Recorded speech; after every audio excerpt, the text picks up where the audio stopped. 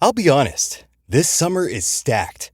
Between that one big international soccer tournament, America's 250th anniversary, and the Route 66 Centennial, people are going to be traveling. What a lot of folks don't realize is that taking a trip in an RV is a whole heck of a lot more enjoyable than TSA lines or stodgy hotels. And you don't even have to own an RV or drive one to take part. With Outdoorsy, you can rent an RV or camper almost anywhere in the country. You can drive it, tow it, or have it delivered and set up for you. And these aren't bare-bones setups. Many come with full kitchens, bathrooms, showers, and real beds. It's often more affordable than hotels, especially for families or groups. And everything includes insurance, 24/7 support, and roadside assistance. If you're thinking about a summer trip or just planning ahead for the rest of 2026, get 10% off when you book using promo code OUTDOORSY2026. Head to Outdoorsy.com. That's Outdoorsy.com, promo code OUTDOORSY2026. This episode sponsored by Good Ranchers. Good Ranchers delivers 100% American meat straight to your door. Every cut is sourced from local U.S. farms and ranches, and the entire packaging and fulfillment process takes place right here in America before it's delivered to your doorstep. No imports, ever. Just high-quality, 100% American beef, chicken, pork, and wild-caught seafood. I'm a subscriber, and my plan is incredibly easy to manage. Traveling? Need to skip a delivery? You can pause, move, or adjust your order anytime in just a few clicks. Right now, when you start your plan, you'll get free meat in every box for life, plus $25 off your first order with code RANCH25.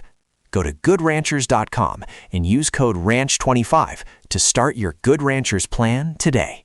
The following is brought to you by the Social Suplex Podcast Network. This is All Things Elite.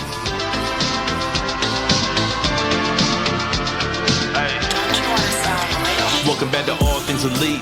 Load up the pod, man, it's on when we speak.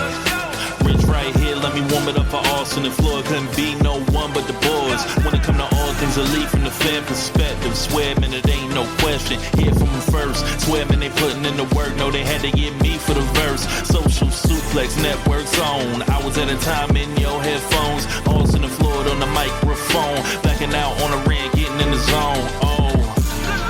Pulling up the show, give it 7 stars, you already know. Who else could it be but the show with the proclivity for positivity? I'm gone.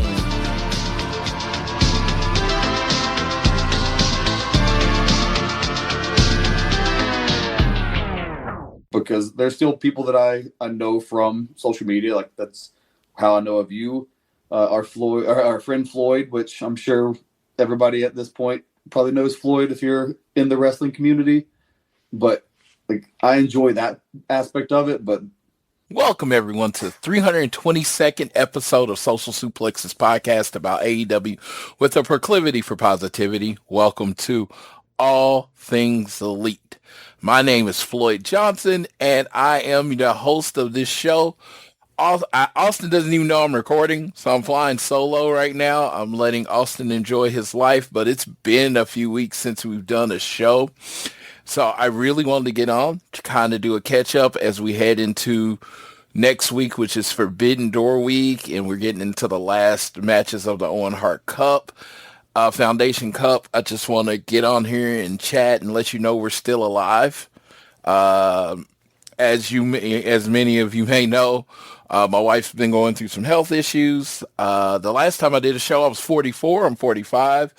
I had a birthday, went to Cincinnati for the AEW shows. I even thought about recording there, but I just wanted to, I was there with my friend Chris, and I was there with my friend Dan, and I just wanted to be in the moment, to be there. I actually had all my podcast equipment there, but I just wanted to be in the moment, be there, be with my friends, hang out with Chris and, Dan, and just really have a great time. So I'm going to talk about that in just a second. I want to make sure you're downloading this fine show on YouTube Music or Apple Podcasts. Please leave a rating and review if you're so inclined. You can follow us at AT Elite Pod, at Social Suplex, at Austin Sumowitz, that's SZUMOWICZ, and at Floyd Johnson Jr. on Twitter. Please check out the Social Suplex Network. The link will be in the show. And I also like to shout out Cash Wheeler was on a podcast this week. FTR's taking a little time off. He announced it on the podcast. So it's called the Late Night Grin. The link will absolutely be in a link will absolutely be in the show notes. Cash that out. Cash is a very private person. Anytime anyone asks me a question, I always tell them that the man is super private.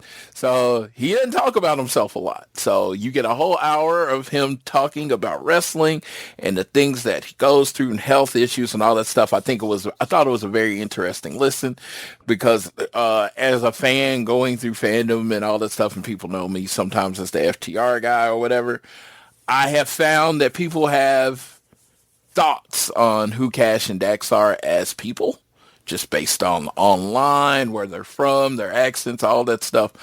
I think this show goes a little bit to let you know who he is as a person, but especially what he's into as wrestling, what he goes through day to day as wrestling is going. That being said, yeah, we can skip past that because this is not a show about that show, but this is it.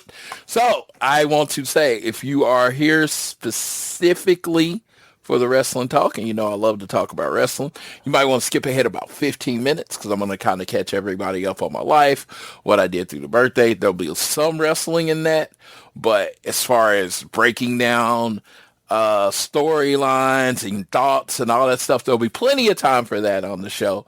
But I am recording solo, so I'm kind of breaking this up into my own personal segments because I technically do work while I record this podcast. So just to make it in a much more manageable bites. So, but as far as you're concerned, it won't be anything because I'm editing it all where it sounds like one show. That being said, I turned 45. June 10th, 1981 is my birthday, and on June 10th, 2026. So what happened? The story about my birthday is fairly interesting. The week, say June 5th, my wife had a drain. If you've been listening to the show, my wife had a drain put in. And it quit working. We didn't know what the fuck was going on. Nothing was going in the bag. So I always made a commitment in my life because of something that happened with my father. I am never going to be the guy that waited too long. I'm never going to be the guy that waited until something happens to go. So as soon as the drain stopped working and we gave it a day, we cleaned out the drain. We did all the shit you're supposed to do. It wasn't draining, right? So I got off work that Saturday night, and my wife's like, what do you want to do? It's like, we're going to an emergency room. And I think she would have held off a day or two, but I was like, screw this. I don't want to wait until you start feeling sick to do something because that might be too late. Not trying to be morbid. Again, obviously, I'm doing a podcast, so this did turn out okay. Otherwise, and I still went to Cincinnati. So unless I'm a fucking monster, this did turn out okay. So I want to stop you there. So took her to the hospital. We check in. Everybody's like, "Are you okay?" And we're like, she feels fine. That's what she kept saying. She feels fine. She feels fine. And she's like, but the drain's not draining. And they did the thing. They did an ultrasound to make sure the drain's in the right place. They did all this stuff. And then we had this moment of clarity and honesty where the doctor's like, dude, this drain was done by, intestinal radiation or whatever. And he's like, I've never seen it. I don't know how it's supposed to work. I don't know if it's not working. I don't know what. All I know is you're saying it's not draining. And so he admitted us into the hospital. She got drove down to the hospital. I checked on her. Again, I want to make it clear. She has felt fine. No symptoms, no stomach aches, no pain or anything. The drain just stopped working. We get there the next day. So we get there. I get to the hospital, take her bag to the hospital. We chat for a second, and I'm just like, okay, I can't go to Cincinnati. This was like just us talking it out. Like, you're in the hospital. There's no way I can go on a trip. So I come back home because they pumped her full of some drugs and she went to sleep. I come back home to try to get some sleep. I literally get on my computer and I'm like, oh, I'm going to cancel my flight. And I was like, well, Floyd, nothing's happened. Let's wait until the morning. So I go back up there Sunday morning. And Dude, doctor comes in and first, everything's okay. The drain's working like it's supposed to. It's just draining less. It's working. It's doing what it's supposed to. When we get to the procedure or next surgery, we'll remove the drain, all that stuff. But everything is working how it's supposed to. Oh, okay. So nothing's wrong. Nope. This doesn't need to be changed out. The drain doesn't need to be replaced. Nope. All good. So we get the equipment. She sits there for a couple hours. Actually, my sister brought her home because, like I said, she was fine at that point. At that point, we talked about it, and she's like, I'm fine. But my niece had been staying with her. So just in case something went wrong, I told my niece, I was like, hey, can you stay with us until Friday? And she was like, cool. So she stayed, and we made the decision together that I was still going to Cincinnati for my birthday. So, but that's it. All thoughts and prayers, all in positive energy or whatever you send. I respect all thoughts. Thank you, because they have apparently worked, because my wife is moving around. She's healthy. She still has this bag attached to her, so she fucking hates that. But her last procedure is supposed to be, I'm recording Thursday morning, June 18th at about 1 a.m. Central Time.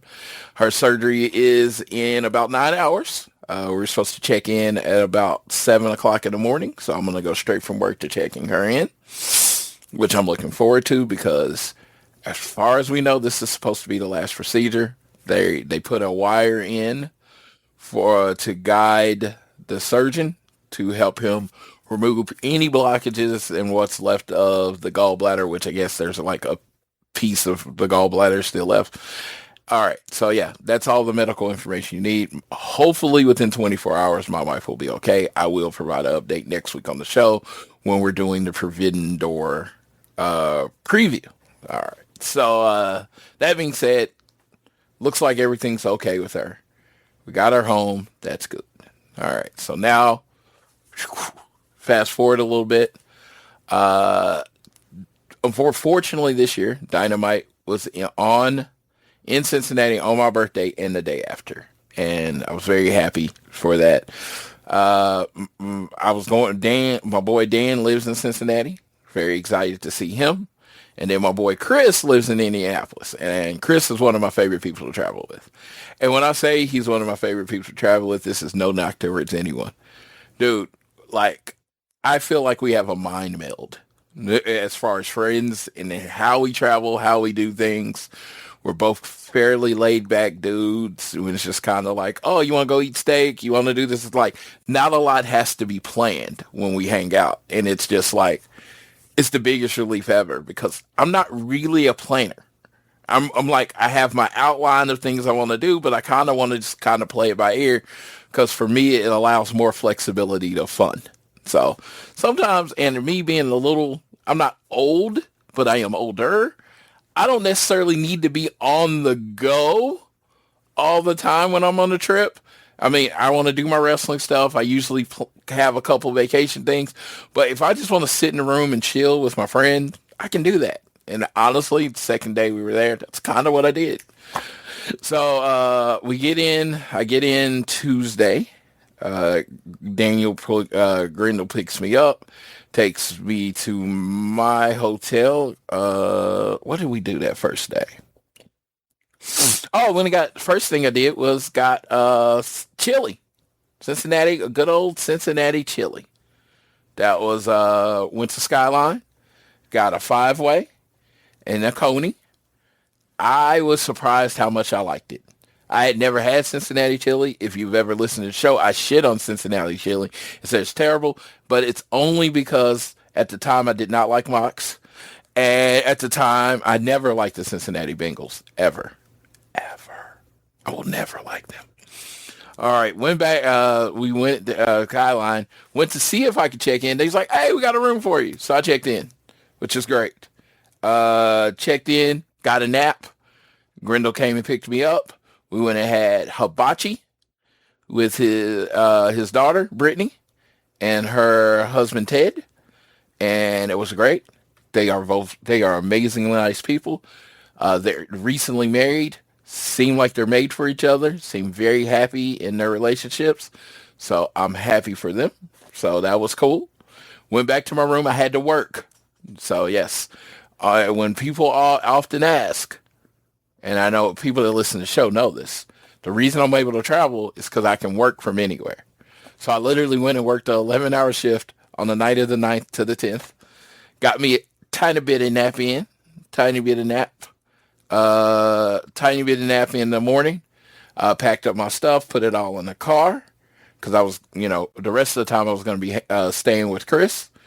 We then went to downtown to a Great American Ballpark in Cincinnati.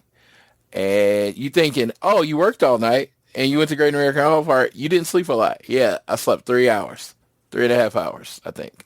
Then I got me a bunch of energy drinks and I was ready to go. Now, I'm going to tell you, if you need a host for the city, shout out my boy Daniel. I'm not trying to put this much pressure on Daniel. He don't have to do this every time. Dude had me sodas. He had me energy drinks. He had me anything I needed for my room. I didn't have to spend any money. It was great. And then we went to the Great American Ballpark, learned a lot about the Cincinnati Reds. Did you know the Cincinnati Reds were the first professional sports team, period? Not professional baseball team, not professional basketball, go through all the other sports. They were the first team that fully every player on the team was a paid player, and a manager. And I learned that information and I had no idea. I would tell you, if I was the Cincinnati Reds, and this is not talking about marketing or anything, that would be on everything. Everyone would know this. Every child or whatever knows pro sports were born in Cincinnati, Ohio. Because guess what? Out of all the fucking places on earth there is, I would never have guessed pro sports was born in Cincinnati, Ohio. Like, I wouldn't have done it. So, yeah, went through it. Most of it's outside, but like 60% is inside. And I'm telling you, if baseball wasn't so fucking boring, I would have probably came out a Reds fan. But I still stick with my Red Sox. Even though Cincinnati was the Red Stockings, and then they shortened it to the Reds. So, yeah, got to learn a lot about Cincinnati. Shout out Johnny Bench, Oklahoma's own Johnny Bench, one of the greatest catchers in Major League Baseball history. According to the Cincinnati Reds and this statue, the greatest catcher in Major League Baseball history. Yes, I had to pay homage to Binger, Oklahoma's own Johnny Bench, as we took a picture with him. And they called him Binger. And I didn't know why they called him Binger. But in Oklahoma City, there's a Johnny Bench Avenue. I've known the name Johnny Bench as long as I've known any name. So it was cool to see the Reds and all of that. We then went and had a happy hour at this bar. Let's see. Happy hour at this bar. I forgot what it was called. But the liquor was like half price, and we bought all my boy Dan can drink, and he was drinking. But seriously, we drank all this, and we spent like $46. It was like the best happy hour ever. I can't even remember the name of the bar. I can't even remember the name of the bar, but it was some good drinking. What did I eat? I don't remember what I ate. I know I had a White Castle at some point, but I don't know what I had that day. But yeah, the birthday was good drinking. Went to the Andrew Brady Music Center. Oh man, this place was fucking awesome. A great place to watch wrestling. It's a music thing, but if you get in it, we were on the third row on the same side as the camera. And actually, the camera, it looked like when I was watching it on TV, the camera was like that, looked like it was facing the ramp. So you really did not see us all show. And I definitely, but really, I had a really good time at the show. I mean, it's been a week. There's no reason to break down the card, but it just had an amazing time at the show. It felt like everybody was over. I heard, listening to a review, that the crowd didn't sound great. I was at the show, felt like the crowd was loud, but the live experience to the TV experience is almost always different. And I always say it always seems fine once you're there in the crowd as opposed to TV and how all things are mic'd up. I'm not going to say anything, bad, good, or whatever, but it was there. My boy Grillo, Rosario Grillo, El Cartillo Grillo. On both nights, he was in the dark match. It was him and KM, Kevin Matthews, versus Sting and Sting's son, Stephen Borden, and Kieran Gray. It is like Stephen Borden, let me tell you. That dude, athletically, he just moves different. He just moves like an athlete. Like when he jumps higher than people. He just seems such like a natural. Like when he hits his Stinger splash, like when Sting hit it, it was closer, a little lower body across body. He hits it up top. I don't know if that's on purpose or is he just because he can jump that high, but the dude's an excellent athlete, has an excellent look. I personally hope he just takes on the Sting moniker, El Hijo de Sting. I hope that's what goes on there. But one thing I was most proud of is Mr. Rosario Grillo. My boy, I remember watching like some of his first matches on TV to now. He moves with confidence. The footwork is great. He got on the mic and said Joe Burrow's Carson Palmer 2.0. That popped me. I just see the energy. It's like, and I'll tell you, I have friends that currently wrestle that suck. And I'm never going to say their name. I'm never going to say anything about them. I would not put my reputation as a fan, as someone they can come to and what they like or what they on someone that's not good. The thing is, I legitimately think my guy Grillo's good. I've seen him work with MJF. I've seen him work with QT Marshall. I've seen him work with Orange Cassidy. And every time he's in the ring, and he's not tall, but he's not short either. He's 5'10", you idiot, as he yelled at someone that called him a midget. And they called him that. I'm not saying the word. I'm telling you what they called him. So, to clarify. And he said, I'm 5'10", you idiot, which he is. And so when he steps in there, as far as footwork, as far as timing, he always looks like he belongs. I don't know if he'll ever be a world champion or whatever in the company, but if you put him on your card, especially your indies or whatever, I think he'll deliver for you. I think he did a good job in both of these matches. And, with KM being a veteran and him, having more experience than Steve Borden, they did a great job making him look good. The future is bright for Borden, but yes, everybody out there, if you can, book my boy Grillo. He's amazing. That being said, I want to move on because I didn't want this to become an advertisement for why you should book Rosario Grillo, because you really should book Rosario Grillo and El Cartillo Grillo. Also, when you book them, you generally get a chance to get me at your show, which is, amazing because, money. No, I'm just messing around, but I was very proud of my boy. Shout out to him. Every time he has a show, he always tries to make time to come see me, and I always tell him, dude, you're fucking working. You're like, if you have a chance, you have a chance. You don't. I get it. I'm here on vacation. This is my birthday. You're at your job. So you definitely should put your job first. He's like I said, just a genuinely good dude. He's like one of the best people I know. Seriously. I have no problem saying that. He's just a good guy. So basically, if you see Grillo, Rosario Grillo, if you see him, make sure you shout him out. Go on Pro Wrestling Tees, buy some merch, all that stuff. Yes, that's what I'm going to talk about, mainly focus on. So we watched the show. It was Dynamite, and then they did the ROH show. Now, I did remind you that I was on 3 hours of sleep. There was a match in the second half of our Dynamite that I was there for, and I didn't fall asleep, but I couldn't tell you shit that happened. I like was so tired I completely zoned out on the match. Like I didn't fall asleep. I mean, my friend next to me said you were staring the whole time, but I honestly don't remember anything that happened in the match because I was getting tired. So they did the show and they were like, "Oh, we're doing ROH Global Wars," and I'm like, "Yeah." And I want to see the matches. Don't get me wrong. I genuinely want to see the matches. And I had already seen Grillo around. I was like, man, if this first match is Takeshita, that's great. I'll stay and I'll leave. And I'll stay and then I'll leave. Well, I got tired. And I was like, hey, man, I'm not going to make it. So the first match was Mark Davis versus... Fuck if I know.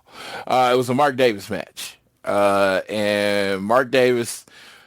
I was like, that's not Takeshita. And if I remembered how ROH does it, they honestly realize people leave as the night goes, so they usually try to do their main event first. So since Takeshita was wrestling Lee Johnson, I assumed that was going to be the main event. So since they didn't do it first, I was like, oh, I guess they're doing it tomorrow night. So I tell Chris, let's bounce. I'm tired. We stop, get some White Castle, get back to the room, got to chat with him, JR. Then I went to sleep. So that was my actual birthday, my actual 45th birthday. Shout out to everybody that helped me get there. Tickets were provided. It was an amazing time. The next day, we chilled in the room most of the day. And then went and had lunch at the Lucky. I need to know. So y'all got to hang out with me for just a second. It's not Yard House. A Holy Grail. I was trying to think of the Lucky Grail, but it's the Holy Grail bar at Joe Nuxhall Way in Cincinnati. There was the World Cup was going on. Don't remember who was playing because I don't really like soccer or care about soccer, but I did have some good food there. So if you're ever in Great America Ballpark area, right across the street's a Holy Grail Tavern and Grill. Go ahead and check it out. They had Angry Orchard for me. That made it even better. We had some food there. Went to the next room next over for their happy hour. Dan had a couple drinks.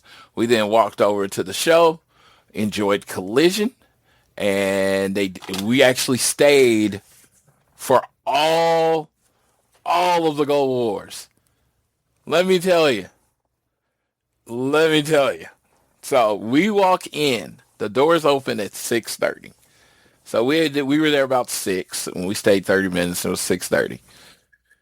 We took a screenshot for forever.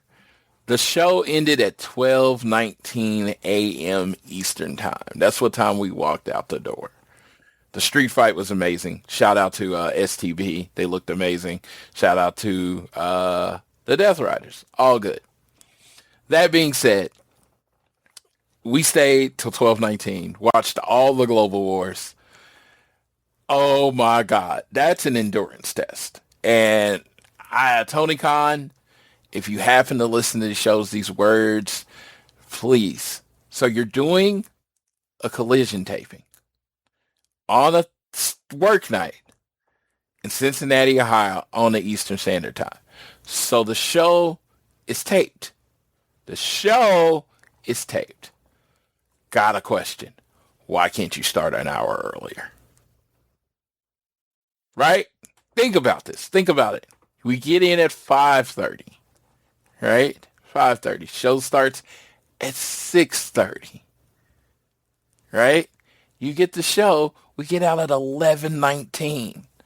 For the people that have to work at 6 a.m., 7 a.m., 8 a.m. Because you know what?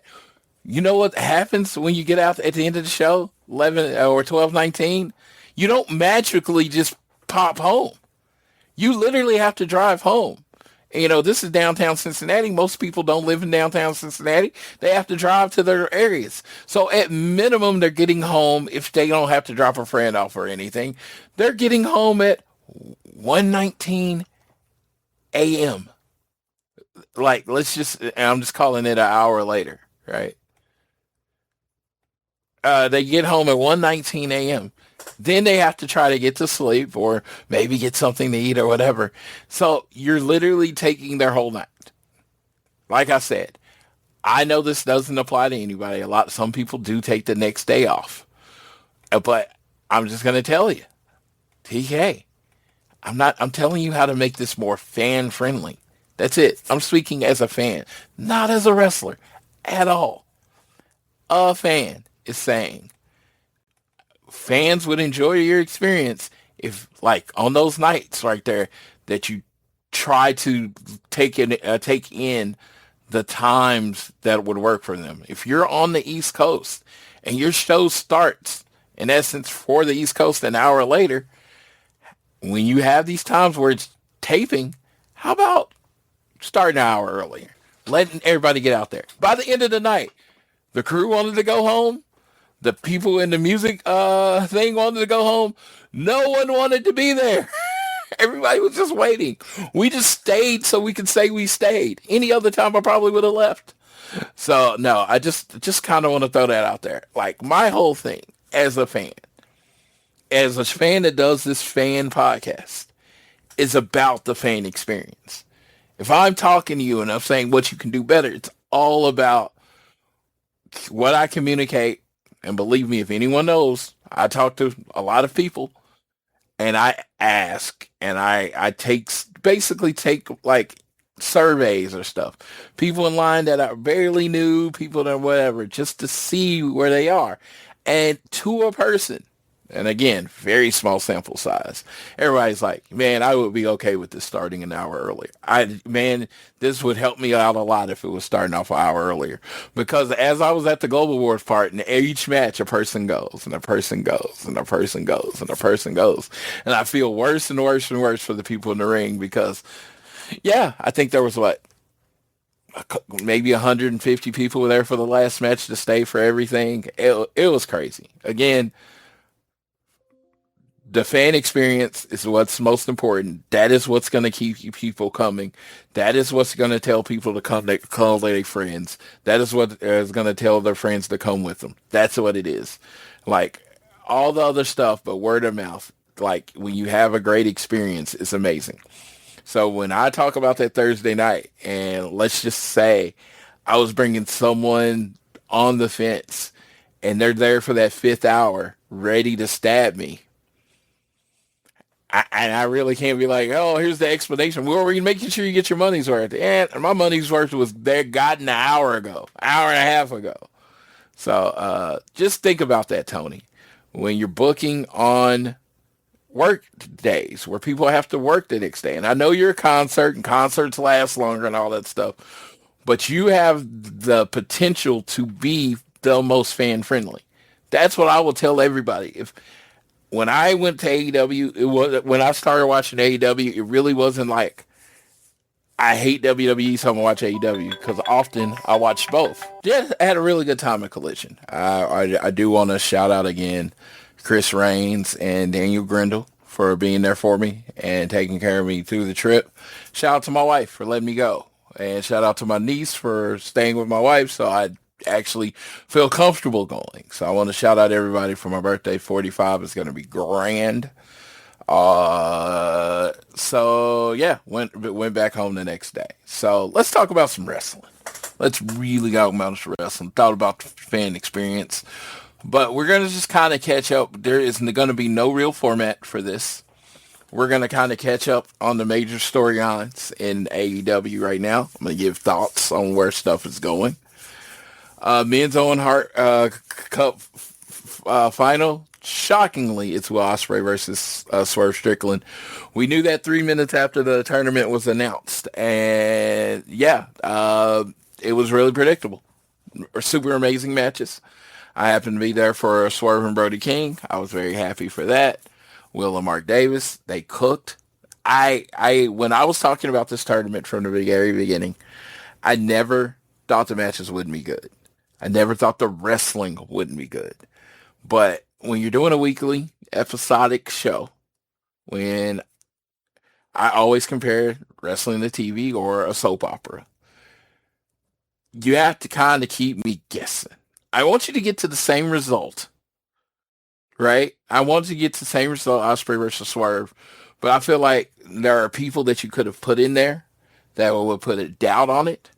But I felt like the way the tournament does, it was an 8-minute Will Ospreay serve. 8-man Will Ospreay serve Strickland Invitational. And if your tournaments ever feel like that, you should rebook how you do the tournaments, because I don't think one person in this tournament is not that was in the tournament is not a great wrestler. But based on your booking all year, the finals were so fucking obvious that it hurt my head. But when we do the Dynamite review, you will get more of my thoughts on this.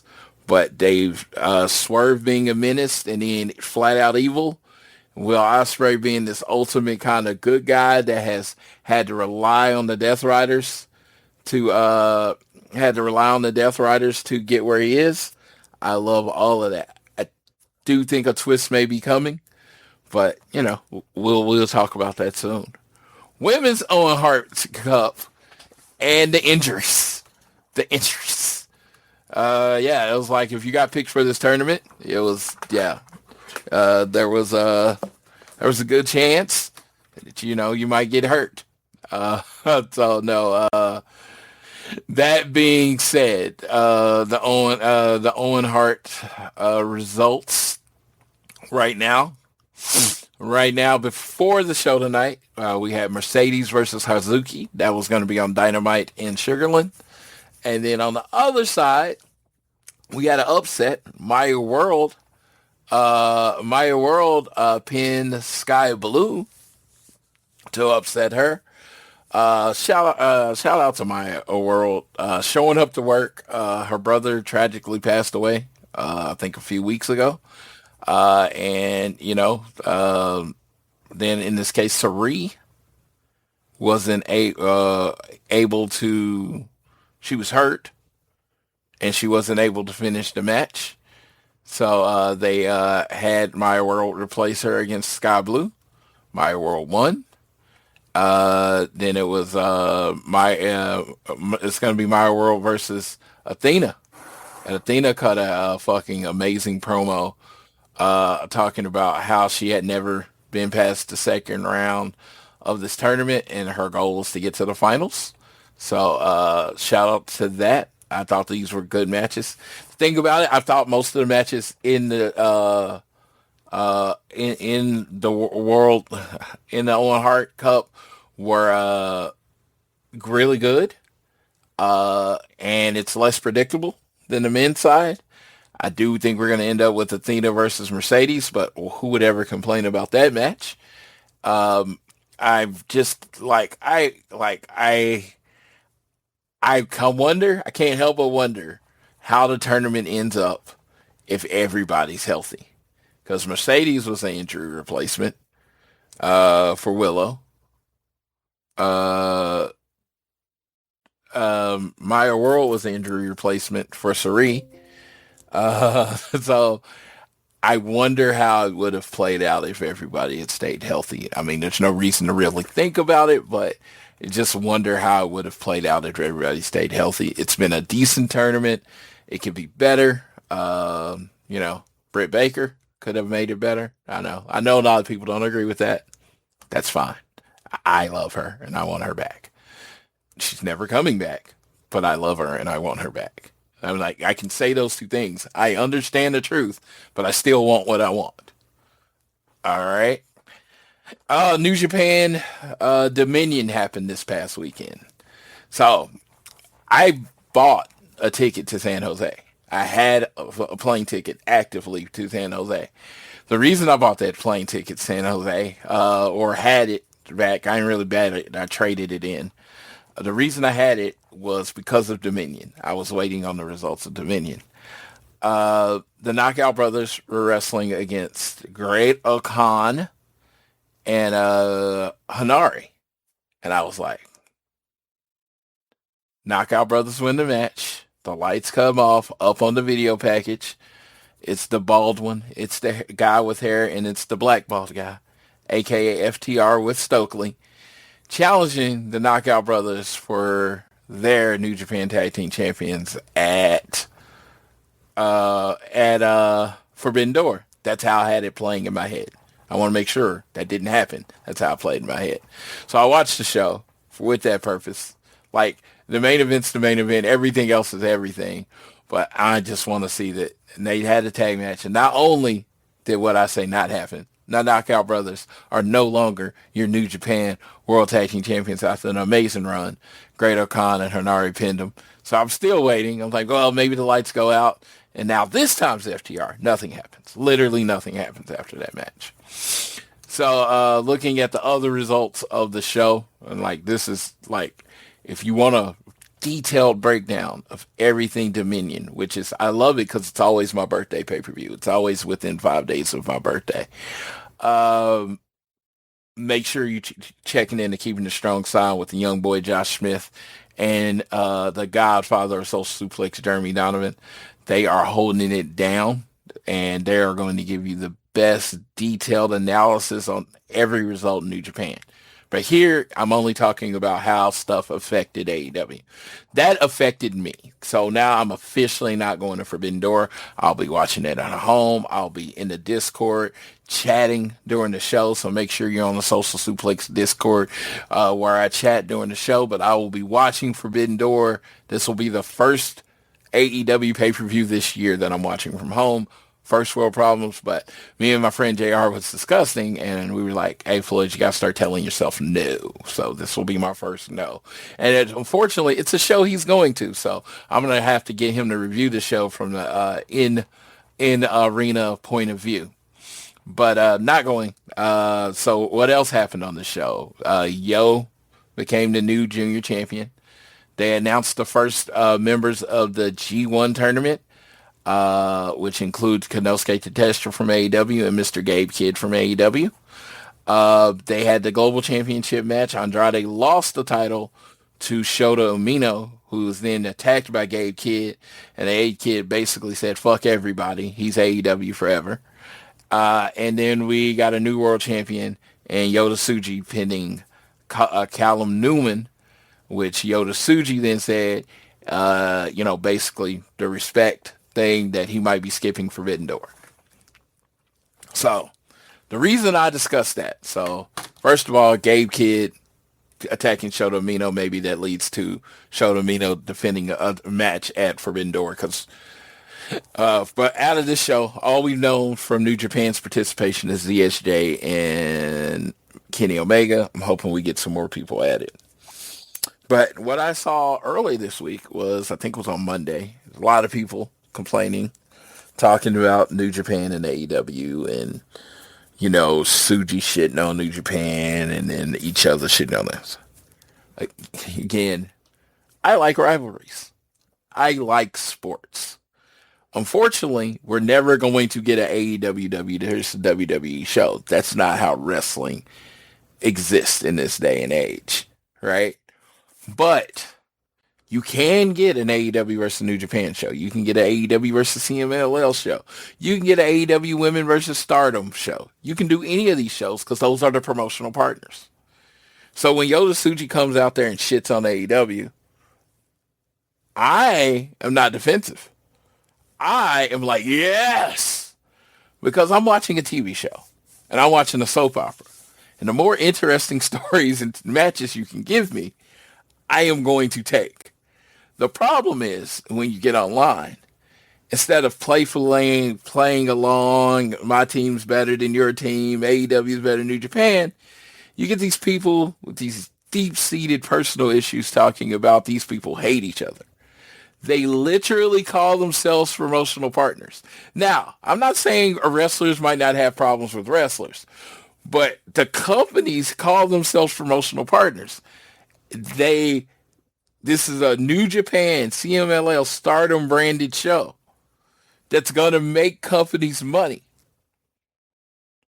Do you really think there's this animosity in between companies? I'm not trying to shit on anything. I like being a part. I like playing along with the show, being a part of the show, talking shit. I love all of that. And then I love when the wrestling happens, because New Japan's some of the best in-ring work in the world. AEW, some of the best in-ring work in the world. Stardom, some of the best in-ring work in the world. CMLL, Sells out crowds everywhere. Best lucha libre that you'll see in the world. So these are all elite wrestlers. So these are all great wrestling companies. I want that to take it in because the rivalry and the professional rivalry should exist, but like personal rivalry, AEW, a lot of people that have left New Japan that ended up in AEW are still allowed to work in New Japan.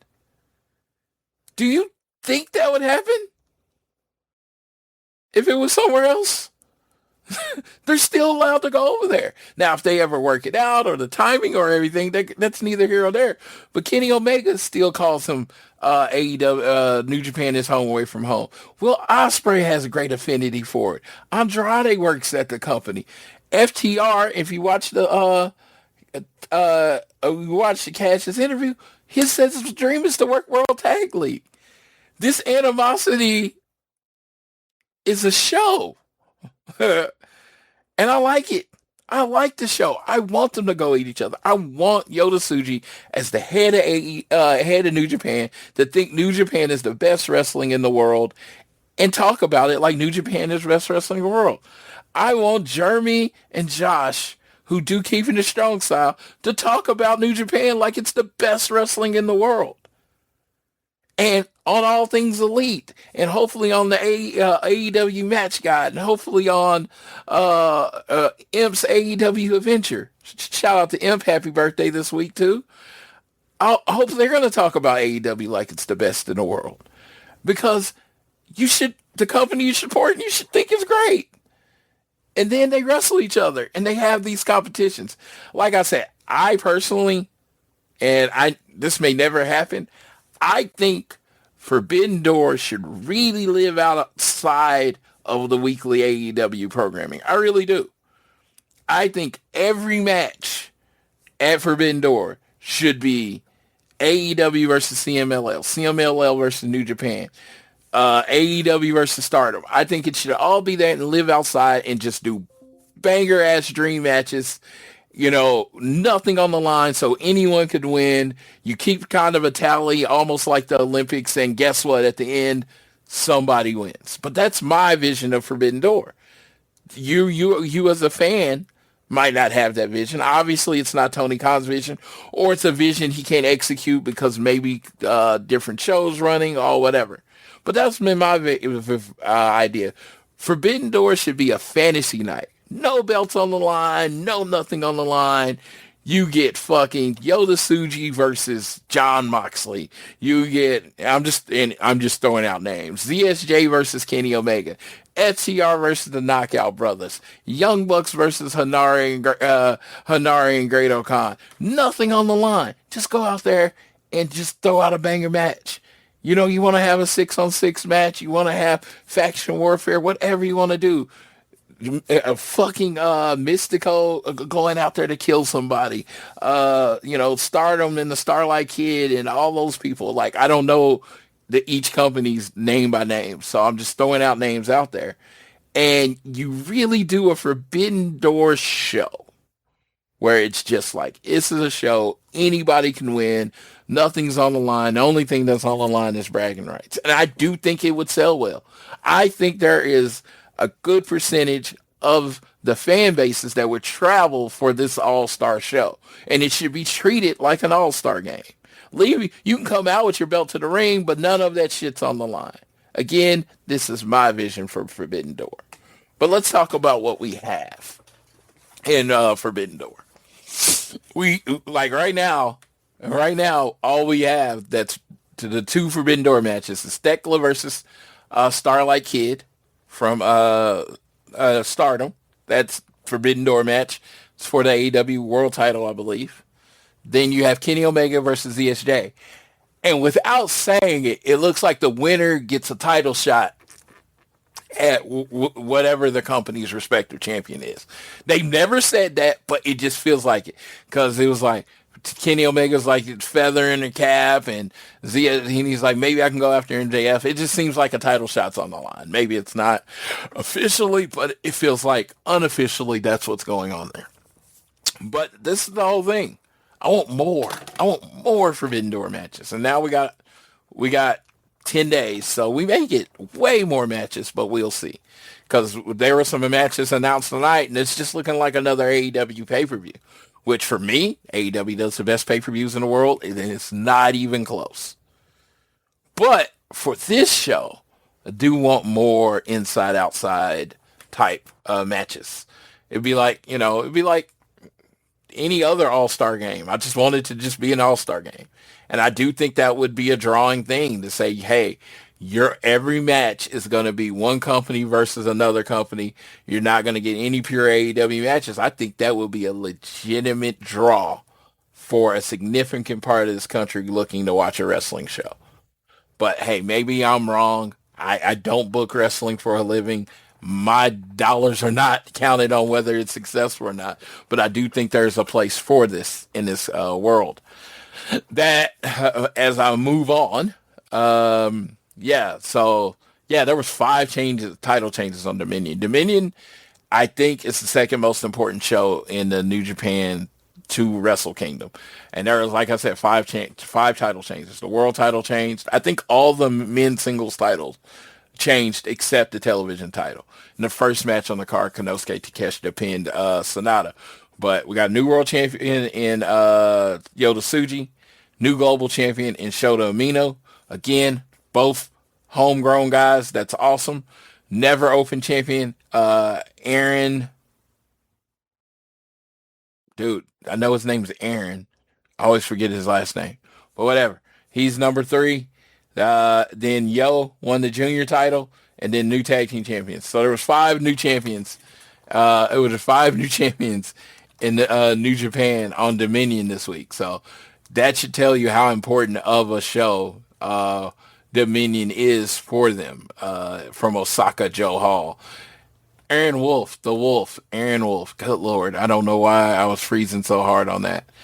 But it's a good show. I mean, it was a good show. I enjoyed it from top to bottom. If you haven't watched it, I would definitely recommend. Like I said, a lot happened. A lot of title matches happened, that kind of shit.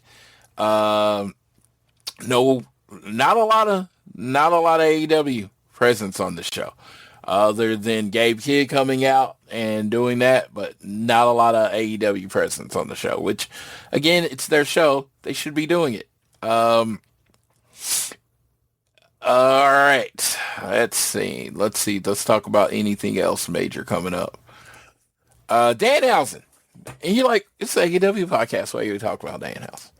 When I found out I was going to be a parent, I immediately felt a lot of anxiety and worry. So I went on to BetterHelp to try to look for a therapist to help me with that. My relationship with my family and with my boyfriend and with myself were suffering. I really needed help. I was ruminating a lot. Really getting those thoughts out to a therapist and getting feedback was just life-changing. Discover what BetterHelp Online Therapy can do for you. Visit BetterHelp.com today.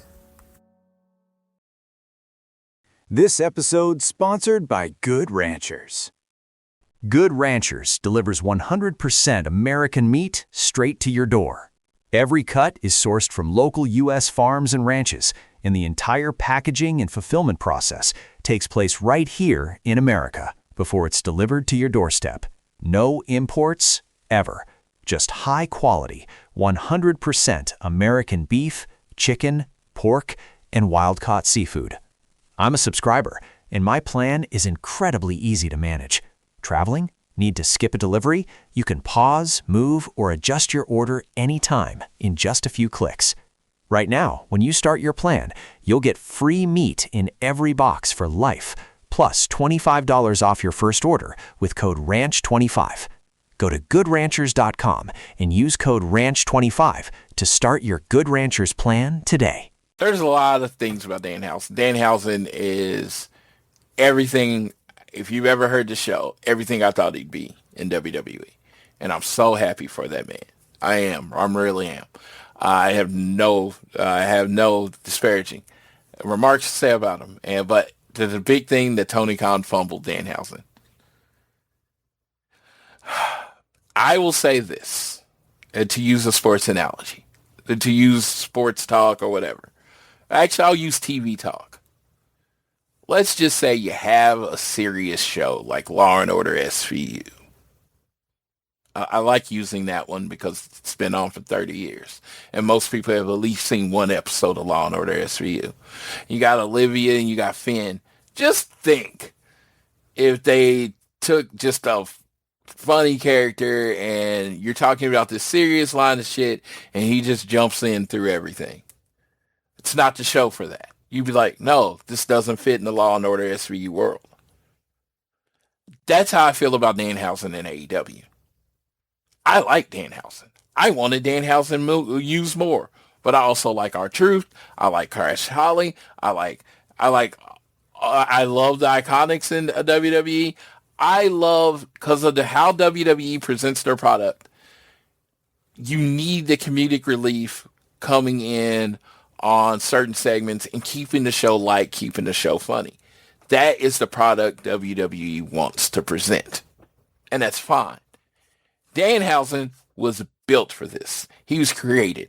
The day he was born, he was basically born a WWE superstar. The fact that he came through AEW was a little shocking to me, here and there, but he was made for the WWE product. I'd said it here when someone's like, "Well, how do you think he's going to do in WWE?" He's going to do amazing in WWE. It goes without saying. And he is doing amazing. And the New York Knicks, and a lot of luck has gone into that. I got a question. If you ask yourself, you watch AEW, you got the Harley Camerons of the world, and you had John Silver for a little while, and all that kind of stuff. Are those type of characters that Tony Khan, the booker, pushes and features on his show? And if you're honest with yourself, the answer is no. Like, Danhausen was amazing. He sold a lot of merch. I loved his stuff. But it's not really in line with the type of product that Tony Khan wants to put out if you pay attention to what AEW puts out. And you're like, what about Orange Cassidy? Well, the whole thing about his whole story arc is that he was eventually going to take it serious and eventually start wrestling real hard and keep putting on banger matches. That was a part of the story, that he was going to be the wrestling guy. And now Orange Cassidy is one of the most pushed guys on the company. He is an over wrestler, right? That doesn't happen with people like R-Truth, even though he is the tag team champion right now, and people, the aforementioned people from earlier. They're more just comedic characters. A permanent comedic character is not what Tony Khan seems to be interested in presenting. And that being the case, I don't really count it as a fumble, because if it's not the TV that you're looking to represent, if you're not doing that, then maybe you're just a better fit somewhere else, and he's an absolute better fit than some WWE. To use another example, who's definitely not as over as him, but Tommaso Ciampa. Tommaso Ciampa's really good at promos, and he's really good at wrestling in the ring. He worked at WWE. That's not super important there as far as in-ring work, and what he does well is not really in line with how they're presenting their product right now. And, size, look, all that stuff in Zen. So I don't really think they fumbled Tommaso Ciampa. I think he was just a better fit for the offense AEW runs, like Danhausen is a better fit for the offense WWE runs. Maybe I'm wrong. Maybe I'm thinking of it sports. Maybe you don't see it the way I see it. Fine. That's okay. I'm not going to lose any sleep over you not agreeing with me. Just not. But I'm just going to say this. When I look at it both sides, there are clear fumbles. I think Swerve was a clear fumble. I think everything they wanted out of a WWE person, Swerve could done, and not only done better than everybody else. You saw, if you challenged him to change his physique, what happened. Look at him. Right? Clear fumble. All right? Cody Rhodes. Clear fumble. Is what it is. Like, is he better fit for the WWE system? Yes. But is everything he doing with WWE kind of producible in AEW? Sure. Did they want to do that? Probably not. But still, you know what I mean? He's the number one wrestler in the world right now. I mean, Maybe you can say Roman Reigns or somebody else in WWE, but Cody Rhodes is pretty. He ain't no lower than 3. So those are 2 people I could call fumbles on both sides. I'm not calling Danhausen one. Danhausen is where he's supposed to be. Penta, where he's supposed to be. Shout out to him. Now, again, everything that he is in WWE, he could have been in AEW. Again, I would say that's a fumble. Again, but it doesn't matter. People end up where they're supposed to be, ultimately. I truly believe that. So, Penta and Cody and Danhausen are doing their thing, and Swerve and Mox are doing their thing. But when you focus on, what if this person had it, you have to think, is that the type of show that company wants to put on? I don't think Danhausen fits into the company that Tony Khan wants to put on most of the time. He puts on kind of a serious wrestling show with a little comedy, like 95% wrestling and storylines, maybe 5% comedy. Some weeks 1% to 0% comedy. So that's what you got to ask yourself. I'm like, yes, winning, dunking on the other team. AEW sucks, or WWE sucks, whatever you want to do. That's all good and gravy. But ultimately, if you think about it more 2 seconds, you can see certain people just fit in the other companies better. And there's nothing wrong with that. I know. Because like you say, if you listen to the show at the beginning, I was like, fuck WWE. But for me, it was all fun. And I thought everyone knew I was joking. And then I found out people took what I was saying seriously. Maybe I'm a better actor than I thought. But no, I'm a silly man. This is, we're watching people wrestle, performance fighting. If you like WWE, great. Like AEW, great. You like GCW, I don't know what's wrong with you, but great. Whatever you like, I support you liking. But sometimes competition is fun for online, but unfortunately, enough people have come in and ruined it where it's not fun anymore. So, sorry. That does suck. So, I do try to stay more in the middle now, which I'm more in the middle, and my proclivity for positivity. Just kind of enjoy what you enjoy. Nothing wrong with it. Just, like, if your whole life is just crapping on what the other company's doing, get a better life. Yeah. I know that sounds simple, but yeah, just get a better life. It's okay. It's okay. I know. It's okay. Just go out there, try. Because pretty much anything you come up with is better than what's going on right now. All right. That was the last on my catch-ups. Those were the last in catch-up. Just seeing, these are just topics I've seen on the internet and I've thought about, and I wanted to give my 2 cents on, or 3 cents on, or whatever you think my opinion's worth. Might be nothing, which is fine.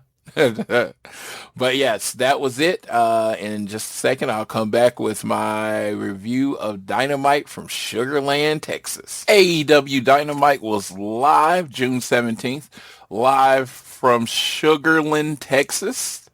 It was called the Smart Financial Center in Sugarland, Texas. So, we're just going to go quick recap and run through of what's going on. First off, we get MJF with the complete Don Callis family, ready to announce his members of his team for the 6-on-6 match. And he basically he cuts an MJF promo, makes fun of Swerve, makes fun of Will, makes fun of Hangman, who he says can't win the title, which is funny out. And then let Kenny Omega know that he's beaten Kenny Omega, wrestled Kenny Omega twice and beat him twice. Focused on Briscoe, saying that Briscoe is anything but a top star and that people only feel bad for him because of his brother dying, which was tragic, which is what he said.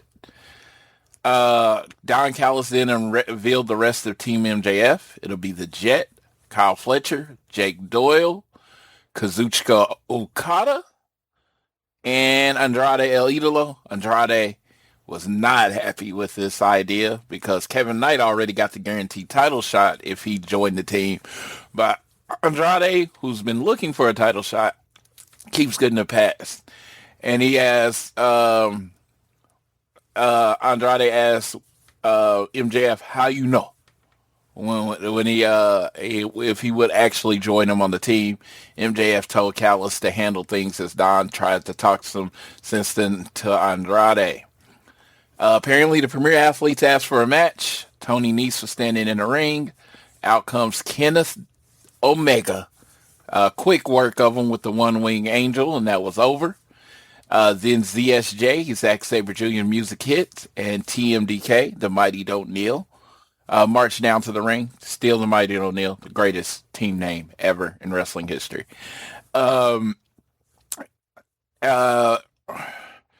So he comes out with bag dudes to Tito and Mikey Nichols. As he turned to leave the ringside area because he was outnumbered, he was suddenly backed up by the Elite, the Young Bucks, with the Elite in this case, the Young Bucks and Jack Perry. Sabre kicked the microphone towards Omega, who picked it up and introduced TMDK to Texas. Omega in his Omega way cuts a promo. He says if Sabre has something Omega wants, Omega has something Sabre wants. Like Sabre just wants to beat Omega, and Omega wants to get back on the good foot to get a title shot. He bids the crowd adieu after saying, "Hey, we both have friends." We did see some footage several weeks ago where the Dogs took out the Bang Bang Gang with the Shillelagh, and then the Dogs' victory over the Young Bucks with the Shillelagh. So we'll hear from the Dogs later. Then we get a big match. Let's see. So, first thoughts, Kenny Omega. There are people out there that love Kenny Omega's promo style. Floyd Johnson is not one of them. I never feel more excited for a match after Kenny Omega talks. And I thought promotional. Trying to get people to buy tickets. Trying to get people excited for a show. There has never been a promo in Kenny Omega's history, as me as a fan who thinks Kenny Omega is one of the best professional in-ring professional wrestling performers in the world, if not one. If he's not one, he ain't below 5. That dude is that good. Don't get me wrong. I wanna give him all the props in the world, but good Lord, his promos bother me because they seem so I wouldn't call them erratic, but uninteresting. He literally just kind of says a lot of facts, and he doesn't really say it in an interesting way to me. Am I excited about Kenny Omega versus Zack Sabre Jr.? Of course I'm excited about Kenny Omega and Zack Sabre Jr. Talking about the best technical wrestler in the world against one of the best wrestlers in the world. Did this promo do anything to get me excited for that match? Hell no. Hell no. And if it did, please explain it to me. Because, good Lord, sometimes when he's talking, he seems like he's bored of himself talking. I don't know. Again, I don't get it. It's like the one flaw that he has. It's his kryptonite. I'm just like, good Lord, if that dude was a good promo, good Lord, I would be talking about him as the greatest wrestler of all time. It's just, Lord, he never does anything for me. And that might might be a me thing, but man, he has never sold me on a match. All right, then we get a tag match. We get the Death Riders, now Moxley and Darian Garcia. They asked for a match. And who did they get? They get Bro Tito. This match was a banger. Legitimately good tag team match. And about 20 minutes, everybody looked good in the match, including Garcia. Bandito hit Garcia. Garcia was on all fours. He hit him on the below the floor 21 plex, which again, all that has changed with the 21 plex to make it look good is for the people to either be flat or on all fours and not hanging in that unnatural position. And it works like a mug. Shout out to Bandito for being back. I literally thought we'd never see them as a tag team again just because, they won the titles and lost them. Bandito bridged on the pin for the 3 count. Brodito beats the Death Riders in the epic tag match. Now, this is where I want to send a shout out. I know where this ended up leading, but this is where I want to send that shout out to Jon Moxley. He could have sent Pac out there. He could have sent Claudio out there. shit, they could have found Yuta wherever the hell he is and sent him out there to lose with Daniel Garcia. And what happened after that still had its same effect. But Mox, the leader, the captain, the guy that shows up in AEW is, he showed up in this match and ends up putting on a great match. It was an epic tag match. I would say if you did not get to watch that tag match, go back and watch it. Proto Okada takes care of business. Backstage, we saw Kyle Fletcher and Okada. They attacked Tomohiro Ishii, laid him out, so Mark Briscoe could not pick him. Tommaso Ciampa cuts a promo, a very good promo. Basically, he hates every bit of the 2026 version of Jericho. And so if Jericho's going to bring that battle around, Ciampa would rather see him stay home or very least stay out of Ciampa's way. But if Ciampa does still think he has it in him, then by all means, Ciampa's ready to dance. And who he was referring to is Lionheart Chris Jericho. He said the guy that was going across all across the country fighting, being this person of wrestling. He says that's who he liked, not this piece of shit. All right, the Dogs went to make their typical entrance where they beat up the production staff, but Christian and Cope were there. They attacked them down in the ringside. Looked like they were about to do a double spear, but Finley pulled Connors out of the way. Cage grabbed the mic. He said that while people were expecting him to make a crass comment about someone's family member, he wanted everyone to know he has standards. And by that means, he's never met a tag team named after their mothers like the Dogs. And Finley, his father, should have done everyone a favor and let David run down his legs. Cope jumped in, saying that it's been impressive what the Dogs have done lately. Basically, they're going to walk out as housebroken little pumps when they fought. Now, Cope's another one. If you ask me, is Adam Copeland a good promo? I would say yes. Then if you ask me, has Adam Copeland's promo ever made me excited about a match?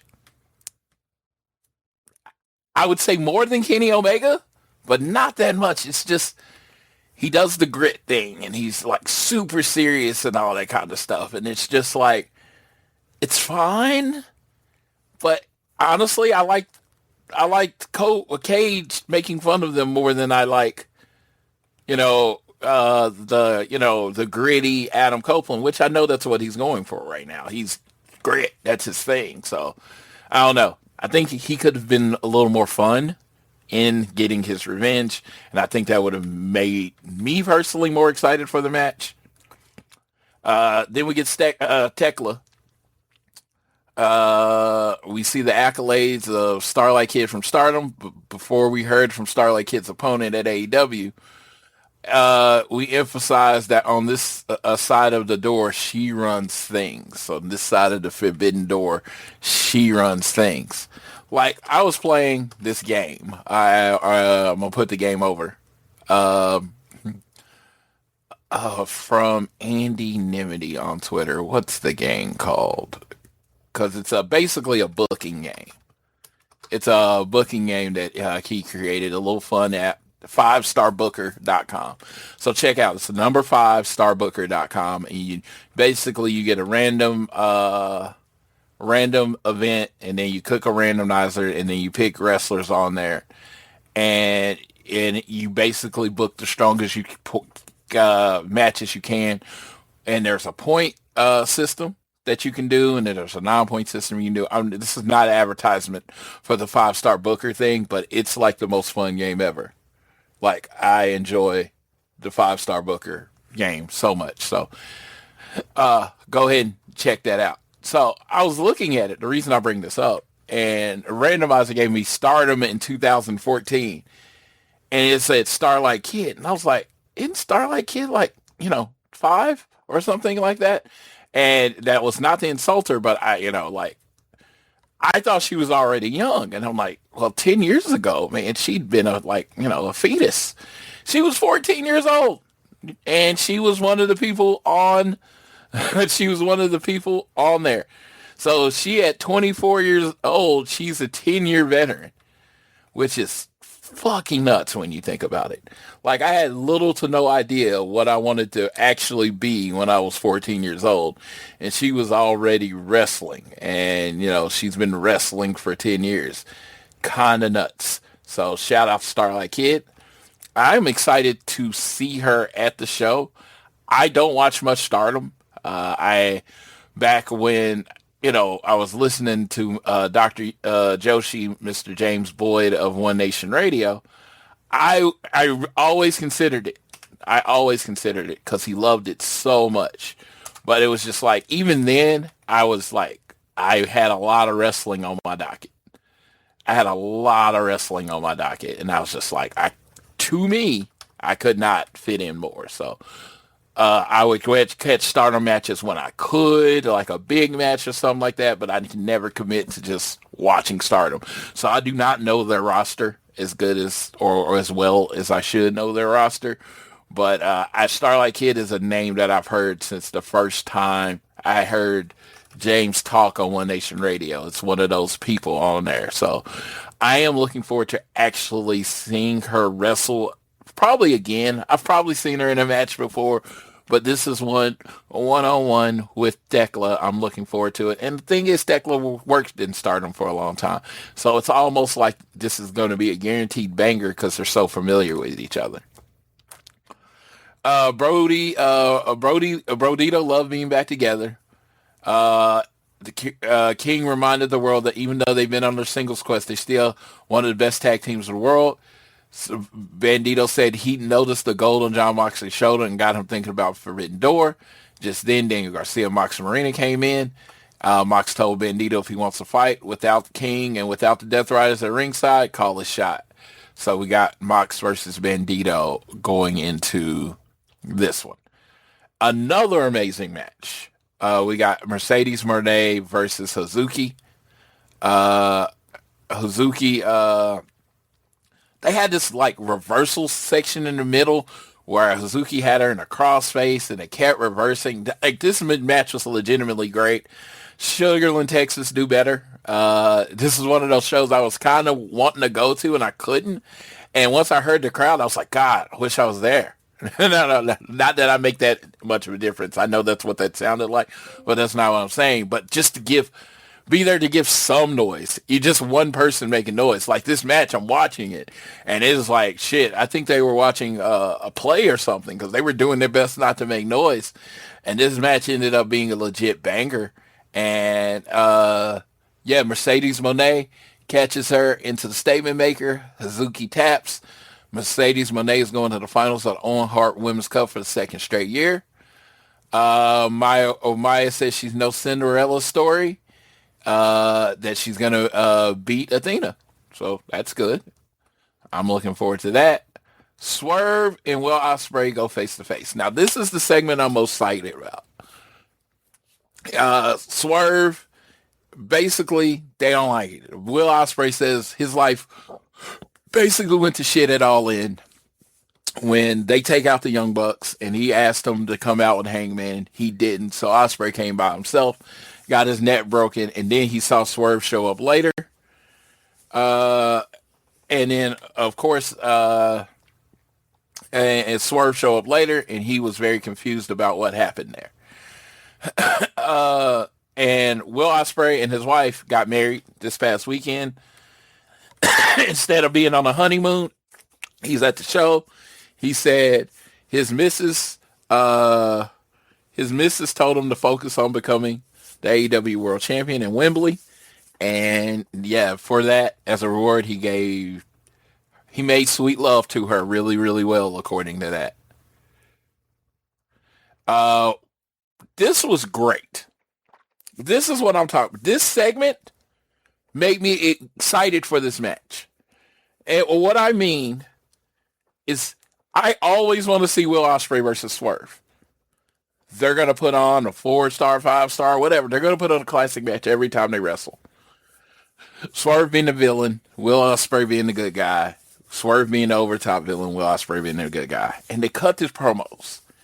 And these weren't wrestler promos. These weren't like, that forbidden door, I'm going to run wild on you. No. They took the last year since All In and made it make sense in a very grounded way, a very fight way. Well, Will Ospreay's like, this is my dream. And Swerve Strickland, in no uncertain terms, they had to bleep it, said, fuck all that. I don't care what your dream is. I'm here for power. I'm here for the title. We're not going to step aside for your dream. I stepped aside. I gave change to the Hangman because basically you told me to. In essence, you get one of those. Swerve reminded Ospreay that he'd never beaten him. So when Swerve beats Ospreay at Forbidden Door and goes to Wimbledon and wins the AEW World Championship for the second time, maybe Ospreay can challenge him again. And what's going to happen is Swerve is going to beat him again and again and again because Will Ospreay isn't better than Swerve on his worst day with his fragile ass neck. That got under Ospreay's skin as he looks to get physical with Swerve, but Strickland was prepared. He grabbed his signature link, the chain from Prince Nana. As Swerve closed the distance, we heard the music of the Death Riders with Moxley, Garcia, Shafir, and Pac surrounding the ring, obviously backing up Ospreay. Swerve retreated, but not before emphasizing his belief that Ospreay really has changed. Backstage, I'm putting this all together for a reason. Backstage, Garcia was poking at Ospreay, asking if the aerial sweats had heard Swerve call him fragile. Ospreay pinned Garcia up against the barricade in the back, but Mox interjected, asking Ospreay felt in control. As the Continental Champion talked some sense into him, there are just words. Words are just people use to get under your skin when they have no other option. Ospreay is this close to being the wrestler he should be. It's just words. I'm watching this segment. I'm taking it in, and I'm like, this is one of the best talking segments that I think I've seen in recent history. Because, man, it was grounded in reality. It was intense. Stakes were everything. Everything about this segment was what Floyd wants in professional wrestling. No motherfuckers were serious. And I absolutely loved it. Just like loved it. It was my favorite thing of the night. And they put on a lot of great matches. But this was it. This is the main event. This could be the main event of Wembley, but it's the main event for Forbidden Door. So it needs to be this important. Like I was talking about the Owen Hart Cup Foundation. I was like, every person in the company should want this. And I went in on it and said, yeah, the tournament's too predictable and blah, blah, blah. It's just getting to Will Ospreay and Swerve. I want to say this. I still wholeheartedly believe everything I've said about the tournament. But this promo, this segment, made the tournament being super predictable worth it. It really did. It just, like, my excitement level for any match was so two of the best on the roster is always like a 6. It's full on 10 now. Because I came out of this with a thought. And it might lead nowhere. But I really want to do. I think the Death Riders are with Swerve. How they did it. So Swerve's never touched the Death Riders. Even when he came down to Hangman, he just handed them the chain. He didn't actually do anything. Right? In this segment, Will Ospreay is the one that lost it on Swerve. Will Ospreay jumped Swerve with other than words, really unprovoked. Death Riders come down to the ring. Nobody touches anyone. No one touches it. I might be so off on this, but good Lord, that gut started tingling, everything in me. It was like I just saw something for the first time. And I was like, I think Swerve's working with the Death Riders. What in the hell? I messaged JR and he's like, I like it. And again, y'all know me. I do my best not to ask what's going on up front. Again, when you watch a weekly television show, I know there's some people that want to know everything, and they can know everything and not watch it. If I knew everything that was going on a wrestling show, I wouldn't watch it. Just wouldn't. I have problems watching spoiled shows. So when I tune into this and I had this gut feeling, believe me, out of nowhere, have not heard any other podcast say it, because I mean, it's only a few hours out the show. I haven't listened to any other podcast reviews. So I think Swerve's going to turn on Ospreay. And I think the match we're going to end up getting at some point in Wembley, maybe Jon Moxley versus Will Ospreay in Wembley for the Continental title instead of him going after the world title. Now, again, may be wrong. Again, ticket sales. But I came out of here in the gut feeling, with this gut feeling that Will Ospreay's about to get screwed the fuck over in Forbidden Door.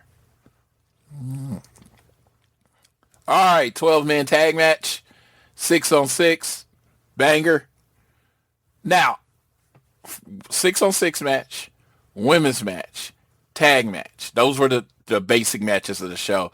You can count Kenny Omega versus Tony Nese if you want to. This night was AEW. This was AEW, like, at its best. You got 4 matches. 3 were absolute bangers. 1 was Kenny Omega, which is fucking awesome because you get Kenny Omega. All the stories moved. The stakes raised on matches. You're getting a Moxley versus Mendito match at the pay-per-view. You're getting Mercedes versus probably Athena. You're getting Starlight Kid versus Thekla. You're getting 6 versus 6 in a cage match. Like, again, this is one of those ones, if I wanted to tell anyone in the world, like, this is, like, why do you watch AEW? I would take this show and present it as my argument. All 2 hours and 15 minutes, 2 hours and 20 minutes of the show, I would present this as my argument as a perfect episode of Dynamite. I thought this episode of Dynamite was absolutely perfect.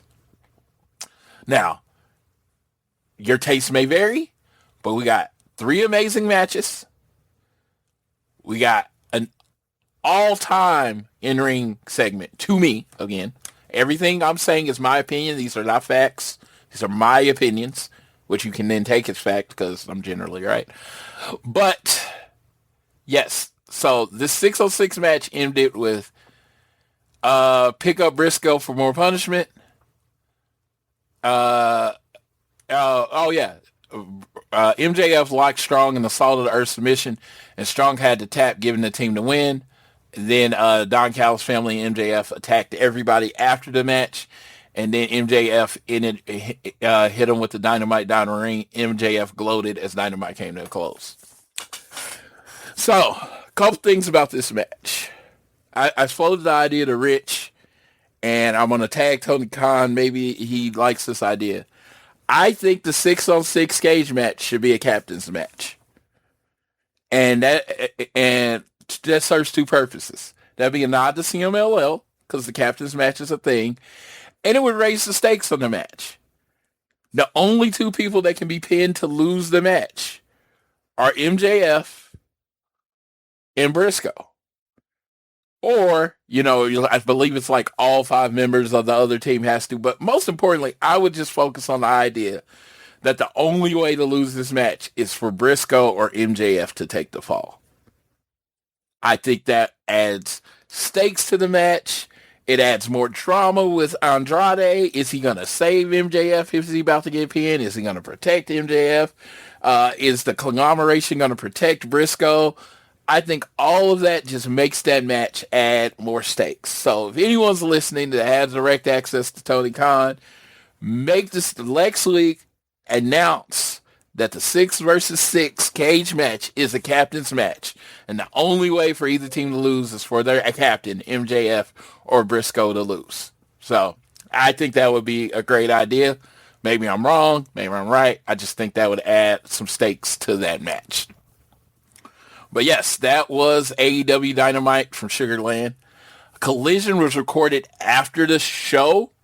I mean, I could go over the results, but I'm not. I'm just gonna assume Athena won, but who knows? Because yeah, that's not it's not what we do here. We're not. How you know? How you know? I'm not gonna spoil it for you because yeah, I'm not a spoiler. That being said, it was very good, very very good episode of Dynamite. To me, perfect episode of Dynamite. So if you have not checked it out, make sure you check it out. And if you have friends that haven't checked it out, go ahead and tell them to check it out also. Yes. On Collision, the matches on Collision, no spoilers. No spoilers.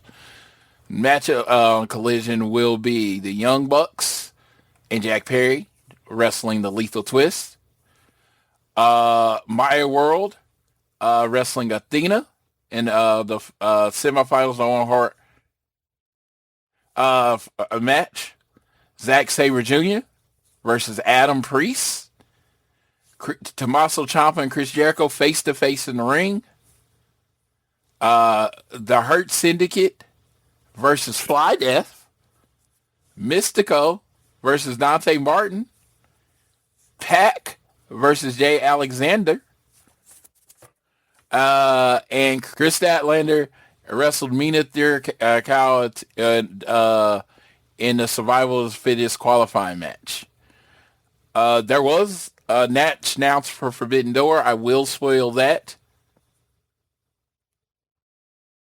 Shota Umino will be wrestling Pac for the IWGP Global Heavyweight Champion is announced for Forbidden Door, which is a great add to Forbidden Door. All right. So that is it. Those are the Forbidden Door matches we have so far. All right. So we got a few additional news things. AEW and the last match. Yeah, I put the link in here. AEW and the last match have a partnership. Was announced on June 15th. All Elite Wrestling announced a partnership with the last match of Professional Wrestling Rock Experience, opening the Heart of London West End. A Pro Wrestling Rock Experience will transfer a historic 52,000 square foot venue near Tottenham Court Road into an immersive wrestling and rock and roll wonderland, creating one of the most unique live experiences. So basically, AEW is getting in the musical business. Chavo Guerrero is going to be the wrestling consultant. And the book and the lyrics are by Jason Huza, with book, music, and additional lyrics by Sylvana Joyce and C. Robert Smith. So each performance will include a pre-show interactive wrestling experience, inviting fans to explore multiple wrestling-themed installations and exhibits before the main event. Tickets range from £30 to £80, with premium VIP experience as optional add-ons. Additional casting announcements, partnership news, and ticketing information will release in the coming weeks. For information about AEW appearances and ticket opportunities, fans can register by going to AEW Insider. Yes, I love wrestling, and you've listened to the show long enough. You know I also love Broadway, and I love musicals. When I was in London last, I went to see the Harry Potter thing. Last time I was in New York, well, in Manhattan area, I went to see the Alicia Keys one. It's not the Red Hook, but the Alicia Keys, Hell's Kitchen. Yeah, that's what I saw. So the idea of wrestling and a musical combining for a show in London excites me. I am hoping. I doubt it because it said fall, and their falls are pretty strict. Their fall doesn't start until the day after All In. But man, if somehow they have that show up and running for All In weekend, I will definitely make JR go.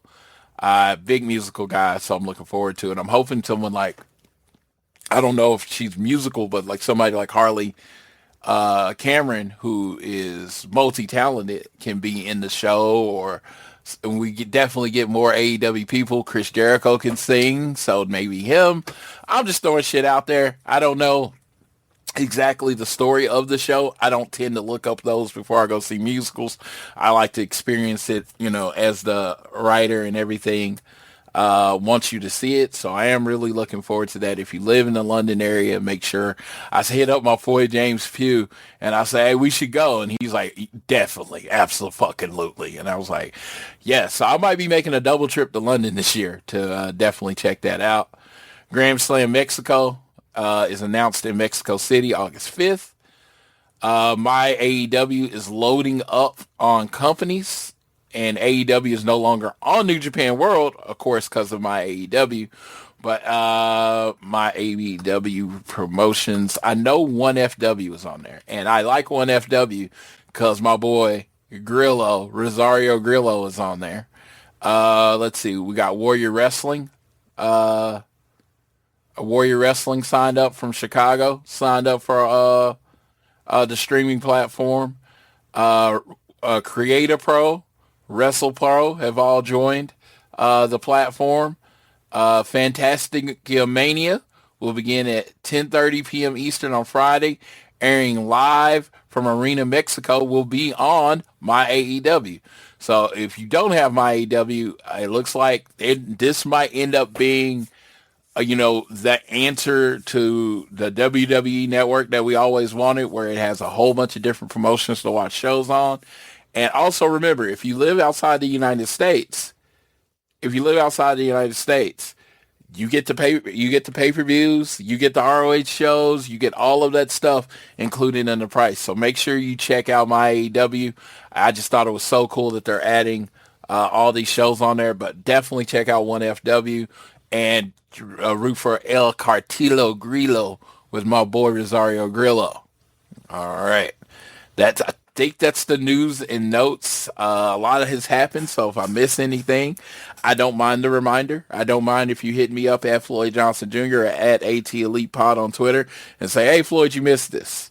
I would very much be okay with that, because it was just, I decided to do the show about 20 minutes before I did it. I took the best notes that I could, and then I just started talking. So if that's what it seemed like on this show, that's exactly what it was.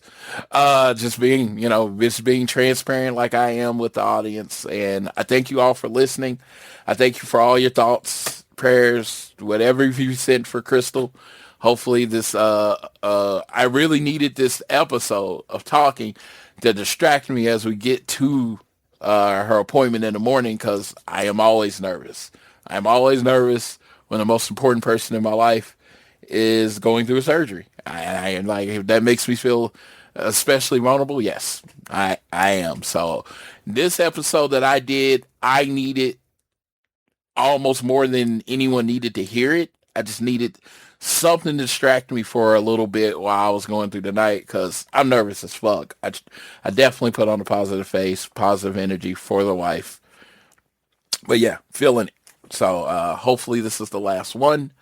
You don't want to see the person in your life suffering at all. And that's what, kind of what I'm going through to a point. But I know most people have some type of experience of this in life. So thank you all for listening and enjoying me.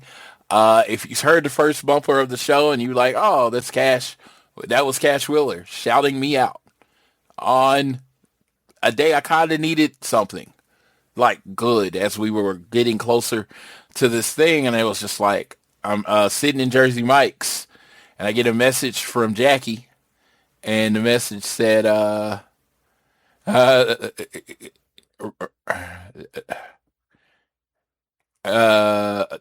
message said,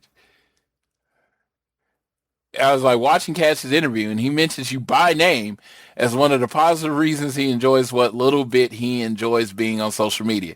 What a shout out. And she's like, you are the guy, buddy. And I just put, what? Because I'm sitting in Jersey Mike's working on my sandwich. She doesn't know. I have the YouTube video like literally on pause in my car, waiting for me to start it when I get in. And I'm like, what? And then she went and clipped it for me. And wow. And he did shout me out. And I started thinking about this. That shout out for me, there was no better advertisement better marketing or whatever you want to use, unintentional, for the type of energy I want to bring to the wrestling industry. Half of my favorite tag team, my favorite wrestlers in the world said, hey, you're one of the reasons I haven't just completely said fuck off to social media. And I truly believe that's the positive, like, energy, influence, words. Sometimes I've been told that this show is not really super critical of AEW and stuff. I think people that see that only heard like one episode where I was really like going on. They haven't seen me bury a tournament or fucking Jeff Jarrett and MJF fighting each other. They didn't hear any of that. But because I can definitely get negative when I need to be. And honestly, that's beside the point. The point is that we're all wrestling fans. We all watching the same show.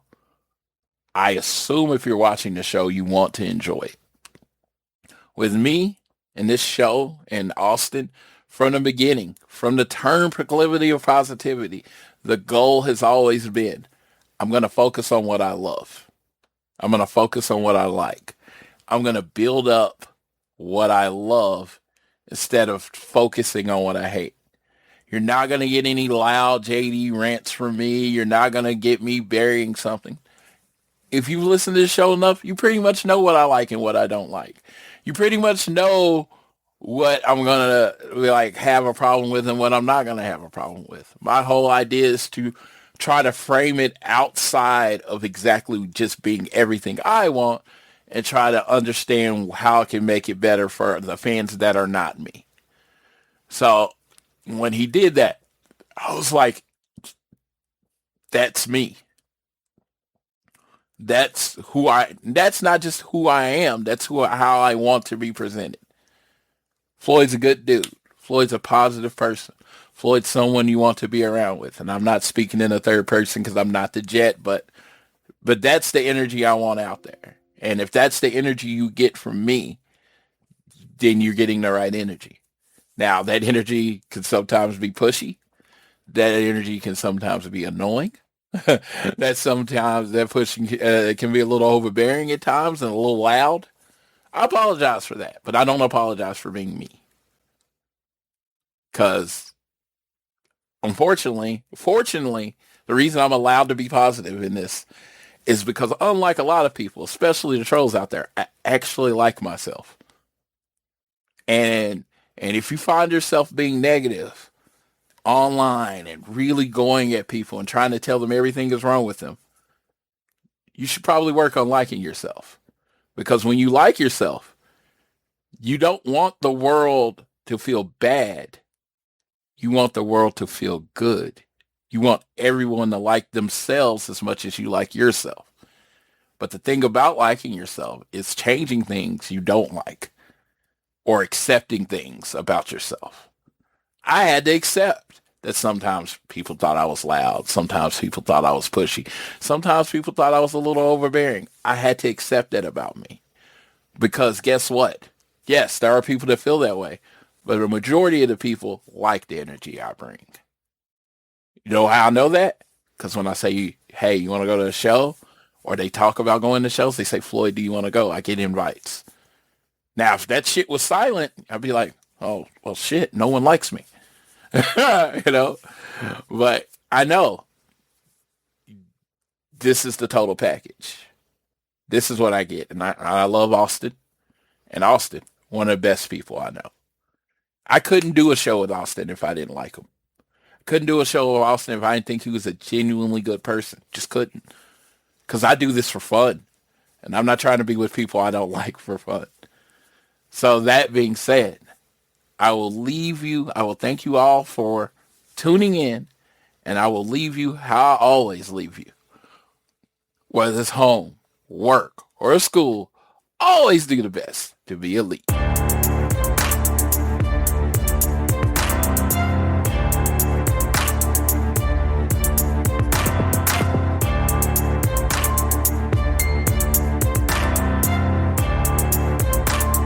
This episode sponsored by Good Ranchers.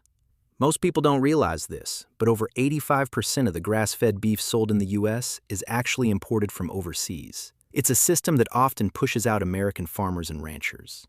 That's why it matters to be intentional about where you buy your meat. That's why I choose Good Ranchers. Good Ranchers connects you directly with local American farms and ranches. 100% American meat, pasture-raised, no antibiotics, no added hormones. Delivered straight to your door. Make the switch to better meat. Go to goodranchers.com to start your plan and get premium American meat delivered right to your door. That's goodranchers.com. American meat delivered.